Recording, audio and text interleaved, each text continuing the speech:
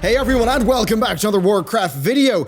I hope you're ready for some lore, because today we have a lot of lore, and this is not just small lore, this is big lore. This is going to be setting the tone for a very long time in World of Warcraft. The fate of the Alliance, of the Horde, of a lot of our main characters, it is all in this video as we explain, react to, break down, and speculate on the end of the Battle for Azeroth war campaign. Okay, so patch 8.2.5 is out, at least in the US realms, and with it we have our whole new storyline, which also includes 2 cinematics, one full big CG one in the in-game style, and then numerous in-game cutscenes. All of these come together to give us a very clear picture of the future of the game, as well as basically let us know what the main character motivations are, especially for characters like Sylvanas moving forward. So, when we begin, it is pretty much on the eve of battle. Saurfang and Anduin are talking to each other, and Saurfang really is, well, you could say a little bit depressed about the situation, because he's thinking about what he's fighting for. He's thinking about all that, and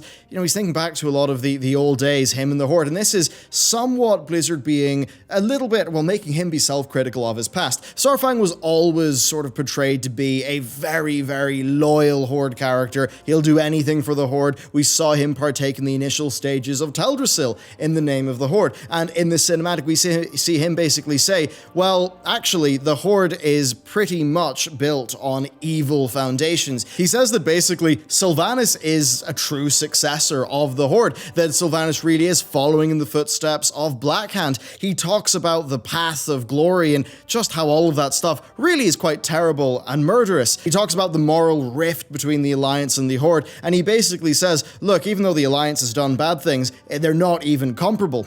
And he basically says that Thrall really wasn't a successor war chief in the Horde, that Thrall was something new, that is what he wants and what's worth fighting for. And Anduin asks him, well, you know, if you think all of this about the Horde's foundations and it being founded on this big, terrible lie, well, you know, what are you fighting for? And then we cut to outside that room. Zekan comes running up and talks about fighting for Orgrimmar, for where his home is. And then Saurfang questions on him again, you know, where is your home? And he responds, Azeroth. And then Jaina pretty much looks over and is like, yeah, my home's Azeroth too. So basically all of our characters band together for Azeroth, and that really is showing the complete end to the Alliance and the Horde war. By this stage, we really are fast allies. So that ends, and then the gameplay starts. The Alliance and Horde players make their way up towards Orgrimmar, they clear the way, and then they are left outside the city gates. Once they reach the gates, we pretty much do the rounds hearing all of the leaders. Of course, notably, Chandra's Feathermoon is there, right? Tyrande isn't, and Anduin actually reveals that Tyrande has not been responding to his mails. That's something that I believe will be quite relevant in the future. We have Genn, you know, being ordered to flank up to the north, and then Genn sort of doesn't really trust Saurfang and co. And Anduin says, no, I've been this far with Saurfang, I trust him, and Genn goes off. And that really is just further solidifying that what we see here, the Alliance and the Horde together, they really are allies, and that war really is over in that sense. So that's what happens if you are a Horde rebel or an Alliance player. But for those players who have been loyal to Sylvanas for all of this time, something quite different happens. You actually do a bit of a tour of the inside of Orgrimmar. You see the goblins preparing new mechs for battle. Of course, the goblins are all talking about getting paid for it. And you also see the Mag'har orcs say that they are here to fight. They will go and, you know, do Sylvanas' bidding.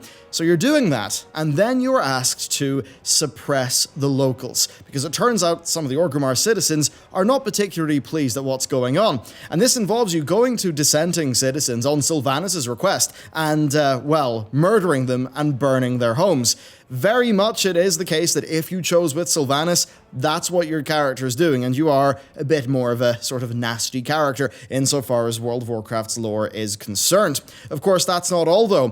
Eitrigg is found. You beat him. He is beat pretty much within an inch of death. The reason why, of course, is that Eitrigg is the only one of the Horde rebels who stayed behind in Orgrimmar. He stayed behind wishing to basically look after the civilians. But of course, what actually happened is, as you're going to find out, there's no real battle. The civilians instead, well, they get killed by the player character, and Eitrigg gets pretty much beaten to a pulp. So, with all of this establishment, we then go in to the big, expensive CG in the same style as Old Soldier and Lost Honor. And as always, it's absolutely gorgeous. The production quality of Blizzard's full cinematics like that it's pretty much the best in the industry. What they're able to do is rather incredible. So with the Horde rebels and Alliance players outside the gates and the Sylvanas loyalists behind the gates, the cinematic begins. We see the Alliance forces pull up, and that is when Saurfang has a bit of a moment, because he looks at the city, he looks at those defending it, and he still considers them to be the Horde, and he just knows that there's going to be so much death. And then indeed Thrall does say, well, all of these loyal soldiers, you know, they've pledged themselves to you, and yeah, a lot of people are going to die. Of course, the whole point is they all know that, and they think it's the right thing to do. And then Saurfang says, actually no, maybe there's another way, and he challenges Sylvanas to Makara. Now that is the orc ritual fight to the death. Hearing this, Sylvanas takes to the field and pretty much just gloats, thinking, you know, why would I fight you?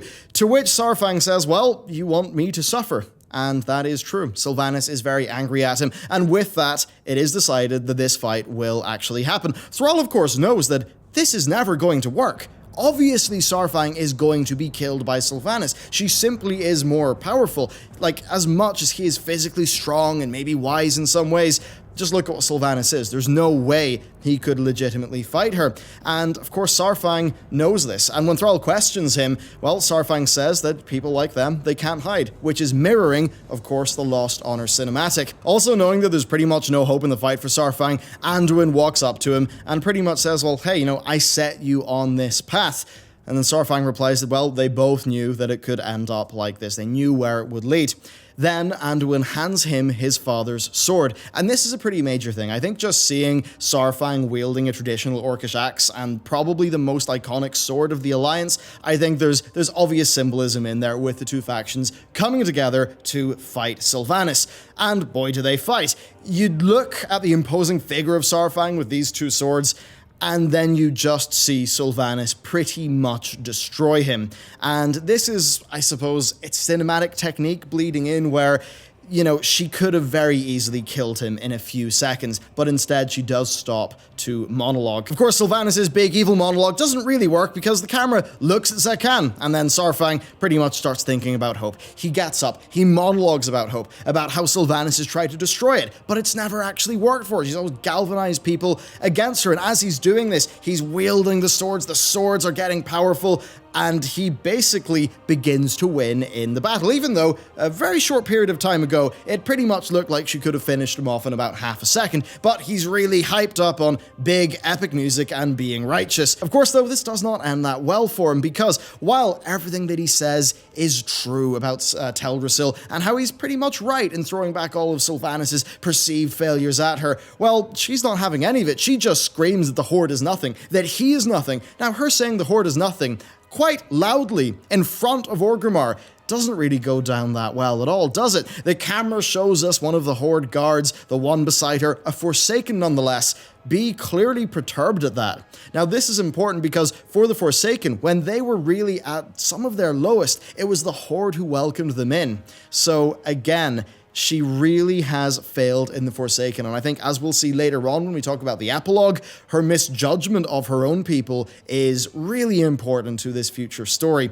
But anyway, it all looks like Saurfang might actually get something. You know, he cuts her in the cheek, and then she just decides to use magic and kill him almost instantly. Now, here's the thing. There's been a lot of speculation about what this magic is. Is it death magic? Is it void magic? We'll get a little bit more into that. Personally, I'm thinking it's death, given where the plot's going to go.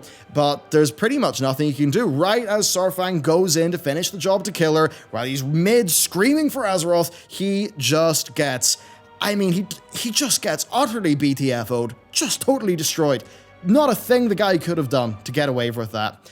Sylvanas, of course, knows at this stage. She's just told the Horde that they're nothing. There's obviously nothing that can go well for her here. So what does she do? Well, she pretty much turns to smoke and flies away. A little bit like Team Rocket in, in Pokemon. She kind of gets like cast off into the sky. Now, this bit's actually a bit more relevant though, because it really does show Sylvanas more to be I guess the sort of sociopathic narcissist that she is. She starts talking basically about how stupid we all are, how, she sees us, she sees it from a high level. We're just all toy soldiers in tin armor, and that we're all actually going to die. So she has her real, true, big, evil monologue, and then she disappears off. And then we're left with Saurfang, and the funeral arrangements are made. Now, the Alliance and Horde epilogue is really just those funeral arrangements. It's really a send-up. It's really a big coming together for all of those characters, with its true goal being to say that no, in World of Warcraft now, the Alliance and the Horde, they are friends. But I think they're pretty careful in not making it seem like the factions are going to merge, because pretty much soon after, like almost at the first opportunity, the Alliance characters do all leave. Yes, they exchange a meaningful look, but then they all do leave and they go back to Alliance territory. And I think that means it's extremely clear that we're not going to see the factions merge together. I do think it's just that formally now we're at peace. And indeed, you do get an achievement, Veteran of the Fourth War. And that really does show you the war's over. There's no more war. It is just the citizens of Azeroth against the existential threats to the planet, as was established in the very first cutscene. But of course, that's not all, because the real epilogue, the one that contains all of the spicy stuff, that is left for the Sylvanas loyalists. And they really do get quite a big reveal. So, where does Sylvanas go after she disappears into the stars? Well, actually just up into a cloud. Turns out, the Windrunner Spire in the Ghostlands. And who is there? Well, of course, her Dark Rangers know she's there. Nathanos is there. She is there. And the loyal player is also there. And it really is quite interesting what she says. First things first, she's clearly not overall that happy with how things have went. This is not her ideal situation. She laments that Saurfang's rebellion did not last longer than it actually did. But then she says that it doesn't really matter because enough people have died. Enough souls have been fed to the hungering darkness. Yes, that certainly is quite the line. She continues up the stairs and she talks about her pact with Ashara bearing fruit. She says that the Alliance and the Horde together will fight Nosov. They'll fight Ashara's master, and that he will line the streets with their corpses, but that he too will serve death. And that is what makes Sylvanas' plan crystal clear. The entire time, she has just wanted death. And if you think way back to the last time that the Windrunner Spire was very important, it was the Three Sisters comic. And in the comic, the Void Whispers tell Lyria that Sylvanas fights for the true enemy, that she serves death itself. And, well, we really are seeing that come full circle. Sylvanas basically is like, yeah, I just wanted to kill everyone and then also enslave Nosov. Now, there's so many different ways that we can kind of jump off from this lore here. I think number one, we've got to cover Saurfang's rebellion and how pretty much it seems to have been mostly Sylvanas' plan. Now, it could be that sensing that she was going to lose Saurfang, she decided, well, okay, right, I've obviously lost this guy. I've got to play with what I've got, and my goal is as much death as is possible, therefore Saurfang will start a rebellion. And that seems to essentially be what went on. She seems to have stoked that rebellion, maybe by taunting him so much, by leaving him to be captured by Anduin. Maybe she really was playing that four-dimensional chess. It certainly does seem to be the case thus far. Now, there are things like her sending assassins to kill Thrall. That's a kind of interesting one. I imagine that she maybe wasn't as worried about Saurfang, but in regards to Thrall, maybe she thought that he really would be a problem, and she actually did want him to die, because, you know, if her whole plan was that this rebellion's going to happen, and then she starts assassinating all the rebellion leaders, that would be quite a glaring plot hole. So I'm assuming this basically just means she wanted Thrall out of the picture, because Thrall is really just less of an element that she can control, and I think she will see Saurfang, she'll see his emotional makeup, his conceptions of honor, and she'll really just see him as being a very easy character to play, or at least to take into account with her plans, as she's always revising them in line with the enemy's moves. I also think there are some psychologically interesting things here. So a lot of the time, sort of narcissistic, sociopath type people, basically people who think they are above other people and that other people are stupid, they will kind of gloat. Like, they'll basically, you know, oh, haha, here I am, I'm so intelligent, I am saying my plan, my evil plan to your face, and you don't even get it because you're really stupid. You know, you kind of get that character type. You see it a lot in how villains are written, as an example. So, Sylvanas, of course, has been doing this throughout the entire expansion, and yeah, I mean, it pretty much is clear. That's just her character makeup at this stage. She truly does see herself as being, I don't want to say a higher dimensional being, but clearly being several cuts above the rest in terms of overall intelligence. Now, a part of that, she hasn't actually told her plan to anyone else. We actually don't really know her plan as well. All that we know is that she serves death, and this is another important speculation. Death is capitalized. Yeah, and, you know, you don't capitalize something like death, right? You only capitalize death if you're actually referring to a character. Now, of course, with death, we know there's a lot of speculation there, right? We've got Bomb Samdi's boss. We've got all of the work trying to find out who was interfering with Vol'jin's spirit. So it's very clear that there is more to death in the Shadowlands, in my view, than meets the eye. And I think it's very obvious how they've set this up. So there's also the fact that Sylvanas has a pact with Ashara. Now we've got to work out, you know, how much is Sylvanas actually working with Ashara and how much is that basically just Sylvanas trying to use Ashara to get to Nosov. That's, I suppose, one thing that will be explored in the future. Indeed, Ashara is a living character. Blizzard very clearly made the decision not to just burn through those characters, to kill them off. And I think that's very relevant. I think that'll be extremely relevant to the next expansion. Now, there's also the way that Sylvanas wants to have Nosov serve death. Now, you might be wondering how she can do that, and I'd say this very simply. Look at Xal'atath and think about the fundamentals, right? Think about the mechanics of how Xal'atath works. So Xal'atath, it's very heavily implied, right, that Xal'atath was a 5th Azerothian old god, but that Xal'atath was imprisoned in the Black Blade of the Empire by the other old gods. Now, this is very interesting because Xal'atath escapes from the Black Blade. And of course, the Black Blade makes its way to Sylvanas. Now, also, who was operating in the area when that happened during your 8.1 questing? Oh, the Naga. Who did the Naga serve? Oh, Ashara. There you go, more connections. Now, the whole point of me bringing this up is that Xal'atath can clearly harbor the essence of an old god. And I think this is making it even more crystal clear that Sylvanas pretty much wants to slurp Nosov's essence into the Black Blade of the Empire to imprison Nosov, and I suppose what she wants to do after that, we just don't know at that stage. What does serving death mean for Sylvanas? Right now, that is just a bit of her motivation that we're not particularly sure about. Who is death? That's another thing that's going to massively change that outcome. So that's basically what's going on with the Sylvanas situation. Is that going to be patch 8.3? Probably not. They seemingly are setting 8.3 up to be, we try to fight Nosov and we all die, and then maybe something big happens with Sylvanas as the epilogue of 8.3. At least that's what I'm predicting at the current moment. But of course, there are some other things. Blizzard have talked about how the Alliance were so unified during this expansion, but, you know, that they will have fractures in the future. Now, it's revealed when you go around and talk to the characters, like actually just right-click on the characters, that Tyrandes has not been, she's not been replying to Anduin's mails. So first of all, that's pretty rude. Second, it clearly shows that she's been consumed by vengeance, which is what Anduin suspects. Now, here's the thing, right? This whole situation with the Horde, it's been resolved with the new foundational myth being, you know, the honorable sacrifice of Saurfang. But what if Tyrandes doesn't accept that? Well, then she's not going to accept what has happened with the Horde. You know, she clearly knows that Saurfang, he went through he went through Darkshore. He was partially responsible for Teldrassil. He threw the axe into Malfurion. Just a lot of stuff going on there. And if she has been so consumed by vengeance, well, you know, what's just to the north of Orgrimmar? What's very close to Orgrimmar?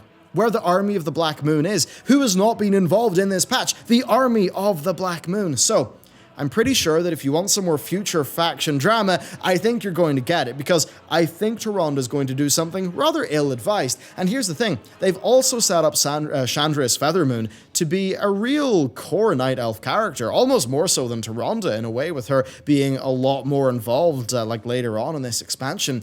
And that really does set them up to have Tyrande kind of, well, get consumed by vengeance, do a big oopsie, maybe cause a rift in the alliance, maybe Gen would actually join her, because of course Gen lived in Teldrassil for quite some time, and maybe that's what you're going to be dealing with there. And maybe for Anduin, the political problem is going to be he's there with, he's there with his boy Bane and Thrall, they're all good friends, but oh dear, one of Anduin's subordinates has just committed an atrocity against the Horde, who is now his ally. So I think if you want some Alliance Horde drama, you're going to get it, and I think that's what it's going to look like. But anyway, there you have it. That is the end of the Fourth War. Our key takeaways from this are, the Alliance and the Horde are formerly friends, but Tyrande is a massive loose cannon, maybe consumed by vengeance. We don't know what's really going on. As for Sylvanas, just about everything was, I'm not even going to say it was 4-dimensional chess. This is 5th-dimensional chess. Sylvanas is so smart. So smart. That is the plotline they're going with here. She certainly is driving the lore, and the whole thing was her plan. She wants everyone to die so that she can resurrect them all, so that, well, some sort of end can be served, because she also wants to enslave the old gods. So maybe for Sylvanas, it goes a little bit further than just, oh, I need to kill everyone on the planet in order to, defeat the Void. I mean, hey, technically, if you read Chronicle, one of the Lich King's motivations was actually to protect Azeroth from the Void, because he'd unite the planet in Undeath. Now, of course, this whole idea of uniting a planet in anything, be it Undeath or the Iron Horde, this is something Blizzard have tread with, or, they've dabbled with before, so I'd hope that they don't just retread old ground there. But overall, that's what's going on. Your maybe big lore reveal here is that death was capitalized, like the Hungering Darkness, capital D, death. There's obviously a major new character that's going to be revealed here. I think that's a character that can drive an expansion or two. And I think really going through this, I think you see questionable payoff. I don't think you see a lot of catharsis. I think the way that it was written, I think it was mostly with the goal of fan service around some things that have been popular in the past, and then also establishing these big new things that Blizzard can play around with. As always, they're going to be establishing new mystery boxes, because that is really going to let them drive forward new content. So there you go. That is my breakdown and analysis of this. There is deeper lore sort of dive content that's going to be in the works that I will do in the future, because a lot of this stuff, once I go through Chronicle again, and once I go through a lot of other notes that I have, I think we could get into some really interesting deep stuff. But of course, that is it for now. That is our reaction to the end of the war. Thank you very much for watching this video. Let me know what your own theories are down below, and with that, I will see you next time.